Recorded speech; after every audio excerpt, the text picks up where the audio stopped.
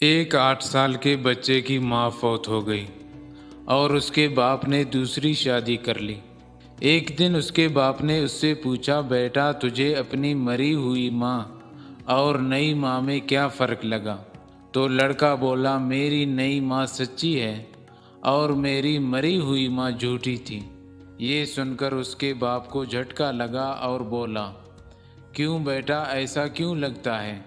जिसने तुझे जन्म दिया वो झूठी और कल आई हुई माँ सच्ची लगती है।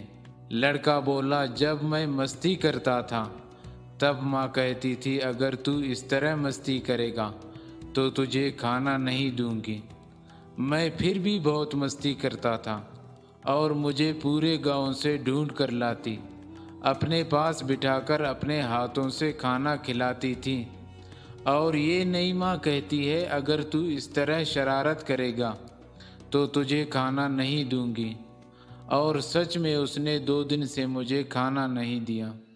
हुआ है तुझसे बिछड़ने के बाद ये मालूम कि तू नहीं थी, तेरे साथ एक दुनिया थी। माँ से बिछड़ने का दर्द वही जानता है जिनकी माँ नहीं है। अल्लाह पाक किसी को ये दर्द न दे, आमीन। अगर आपने मेरा चैनल अभी तक सब्सक्राइब नहीं किया है तो प्लीज़ सब्सक्राइब कर ले और साथ में बेल आइकॉन लाजमी दबाएं ताकि मेरे हर आने वाली वीडियोस की अपडेट आपको बर वक्त मिल सके।